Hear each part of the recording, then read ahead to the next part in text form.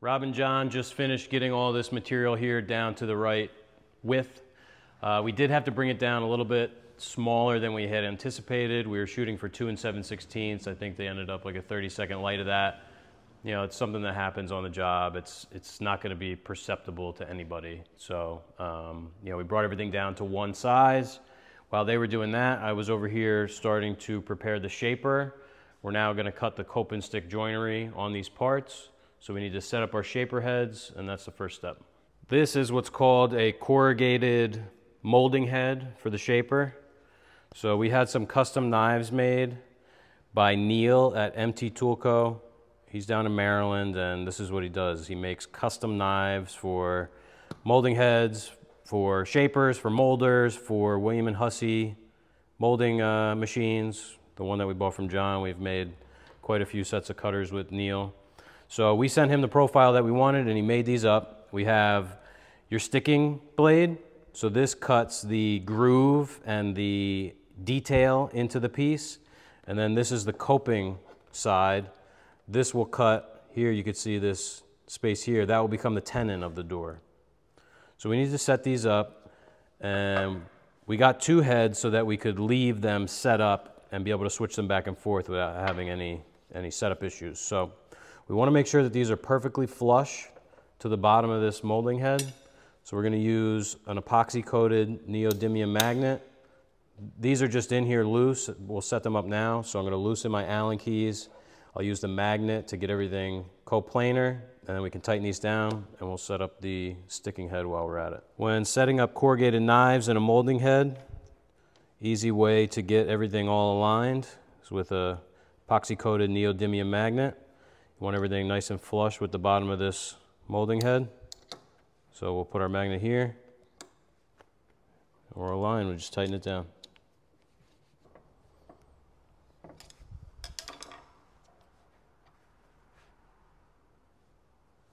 So now it's time to put our first head on the shaper.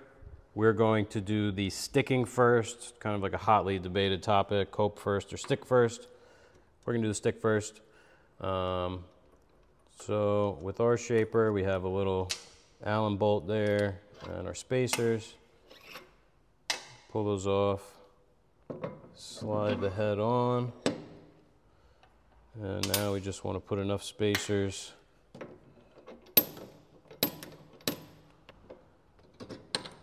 You always want the top of this to be below the surface of the washer so that this keyed washer is pushing down on the spacers. Otherwise, your cutter will spin.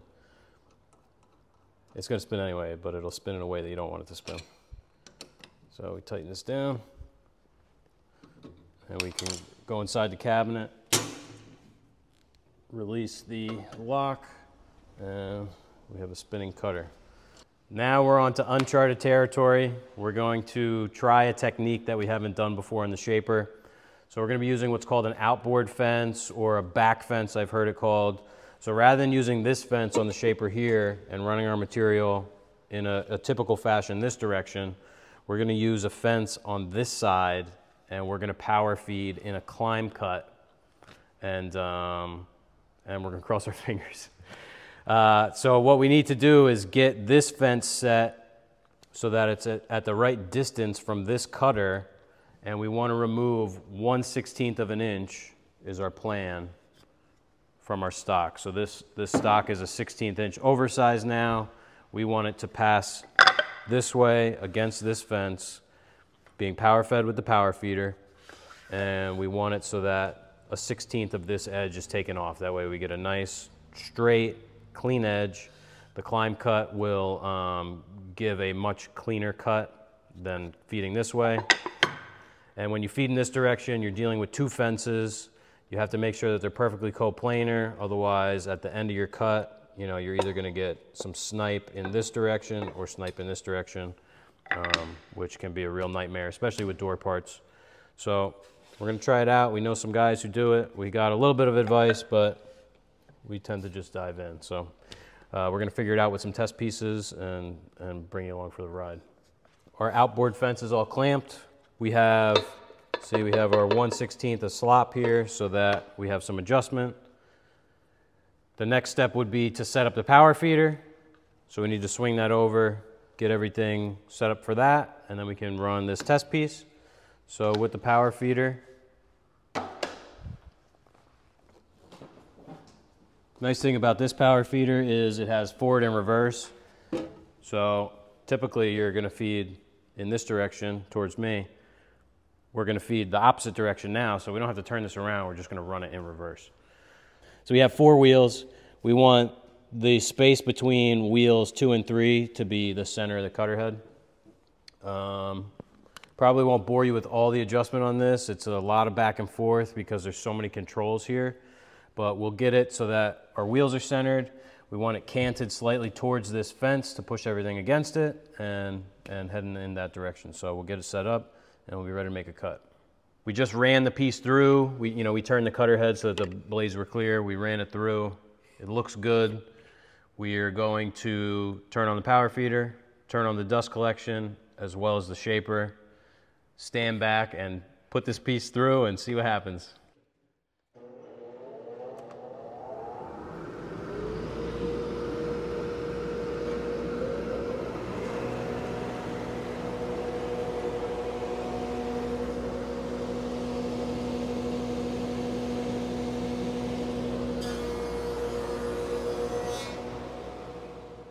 We're happy with our test piece. We ended up moving the outboard fence in that 1/16 of an inch. Now that we're happy with this, we added this additional fence. We clamped it down so that this can't go anywhere. And we're going to run this cut on every single piece. They're all still long. So some of these are actually 2 parts, but it'll make it easier if we just run them now. So we can run this sticking cut. Once that's done, we'll cut these to length for the rails and the stiles, and we can run the coping cut on the rails.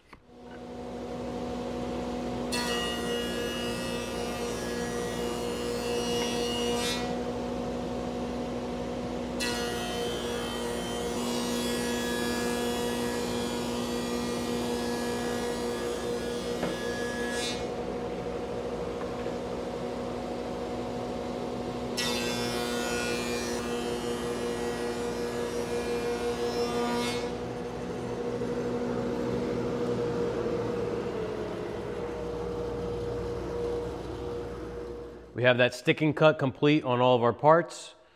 Was a little sketchy, getting it set up and getting into it, but once we started, we could tell that it was going to work out great. We got super smooth cuts, none of that scary chipping out sound that you can get on the shaper when you're building doors.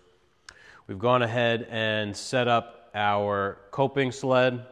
So now we need to make the opposite cut on the end so that they can fit into the stiles. We need to make the negative of this so they can fit together.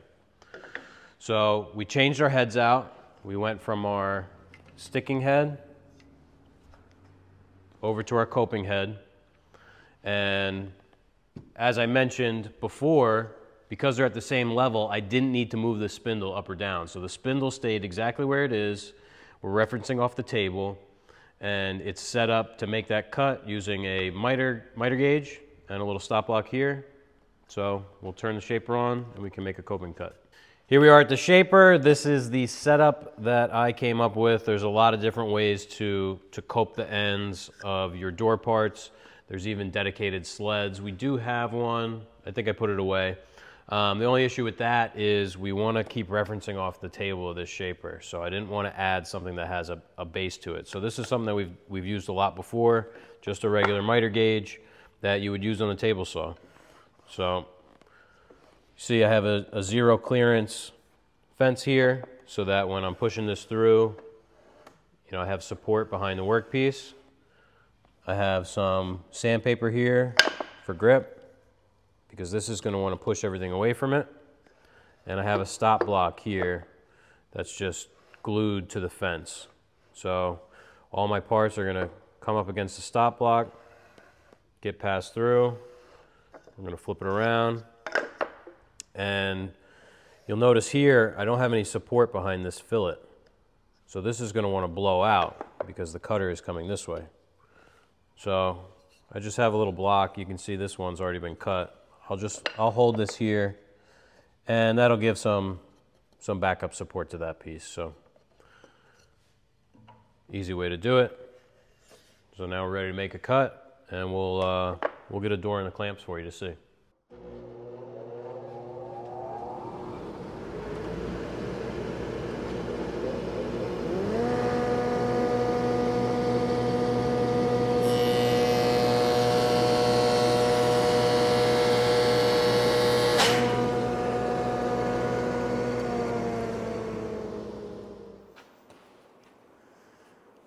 Clearly, we had some issues with our initial setup. So you can see here, I created a new coping sled. This has a base and a clamp here that will hold my material down. We're still using this same reference point. So now I'll have nice work holding. Something that did happen when we had that initial kickback is we dulled our knives. So these knives are high-speed steel. They're not carbide. They dull a little bit easier. But the beauty of that is that I'll be able to pull this head off. I'm going to lap the back of the knives rather on a stone, put them back in, and we should be good to go. So I'm here on a Saturday. We fell behind with the little bit of an issue that we had, but it's a learning process where we're figuring this out. So we know for next time. I'm going to bump up the speed as well. I have the spindle running at 7,000 RPMs right now. I'm going to bump it up to 10,000. You know, it's the beauty of social media. I connected with some fellow woodworkers and got some advice. So we'll get it set up. We'll try it out.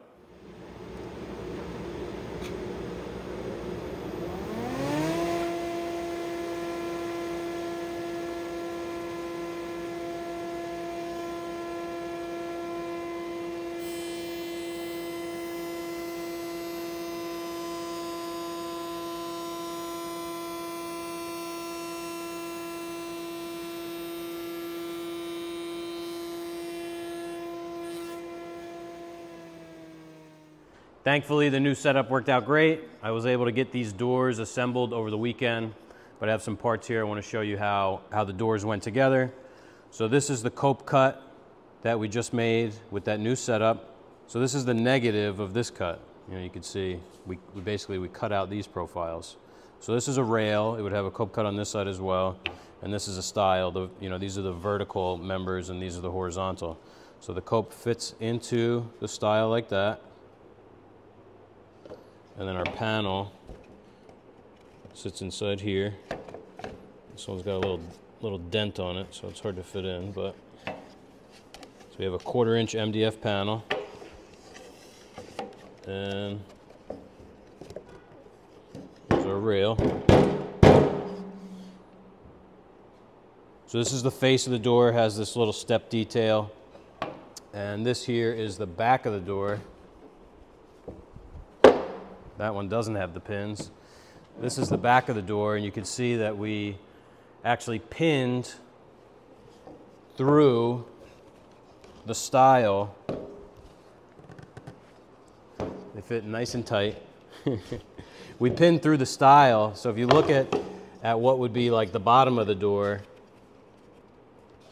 on the back here, you can see we have all this meat. We have this tenon and these two areas, the cheeks, I guess you would call them, where the groove are. So we actually pinned with a 3/4 inch pin right through here, 2 of them, to lock this joint together.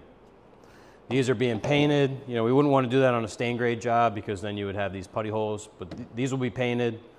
And we primed the panels beforehand. We're not doing the painting on this job, so we wanted to make sure that if there was any expansion and contraction, that the panel was fully painted. So now we just need to sand these doors and hang them, and we'll be able to deliver the cabinets. We'll be hanging the doors today on the cabinets. These are the cabinets for the job. We have our uppers here. Everything is already edge banded. We have some base cabinets down here. So these will be painted on site. It's a blue color by Fowler & Ball. Stiff Key Blue is the name of it. If you'd like to see the job complete, make sure you follow us on Instagram at Today's Craftsman as well as Green Street Joinery. And we have our official merch up on Amazon now, so you can check that out, get a t-shirt or a sweatshirt and help support the channel. So hope you enjoyed the video, and we'll see you in the next one.